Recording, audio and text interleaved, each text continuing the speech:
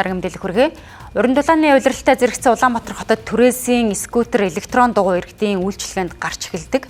За гэвч нэгдсэн зогсоол байршуулах зориулалтын талбай байхгүйгээс иргэдийн атлахах хөдөлгөөнд саад учруулж эхэллээ.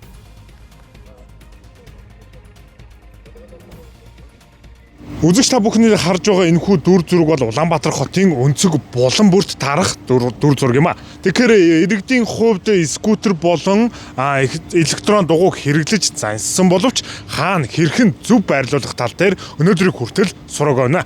Ялангуяа скутер электрон дугуйг бол одоо төв зам болон явган хүний зам дээр одоо ингээд орхидог үзэгдэл бол Улаанбаатар хотын хувьд бол одоо түгээмэл болоод удаж байна. Тэгэхээр өнөөдрийн байдлаар бүртгэлтэй байгаа 14,000 орчим электрон дугуй болон скутер сорооныг нэгдсэн байршилд орхиж сурах соёл бидэнд хэрэгтэй байна.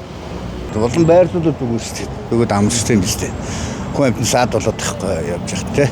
Тусгай одоо ийм байршуулдаг тийм зогсоолууд байж болтгоо юм болоо яадаг болоо. Жохон явахад л хүндрэлтэй байгаа даа. Яах ёстой вэ? Жохон тусгай зогсоол хүсэл гарвал зүгээр юм болов. Энэ жижигэрэн тустай. Олон дүмний одоо хөлдөх тэглэн хөдөлгөөн саад болно тийм үү? Энэс ч олон одоо осод аваа гэмт гарч байгаа. Энийг жирэмдэх хэрэгтэй. Дарья эрхэлдэг байгууллага нь хаана эмгтэй зэгсээ байх вэ тийм ээ? Мөн зарим тохиолдолд явган хүний зам дээр хит ихээр байршуулснаас алхах боломжгүй болж автомашины замаар явах, тойрч алхах зэрэг хүндрэл учирдаг. Харин энэ тал дээр ямар хяналт тавьж ажиллаж байгааг холбогдох байгууллагаас тодрууллаа. Jet Scooter, EcoBike одоо энэ Tava компаниудын одоо хариуцж байгаа менежер болон удирдлагуудад тэр үндэстэйгээ албанаас одоо албан мэдээллүүдийг хөргүүлээд за энэ тал дээр энэ явган хүний замыг чиглүүлж тавихтай энэ талын одоо явган зочдыг явах боломжийг хангаж өгөх ийм одоо зориултын зогсоол талбай дээр тавихын шаардлагуудыг хөргүүлээд бас хамтран ажиллаж байна.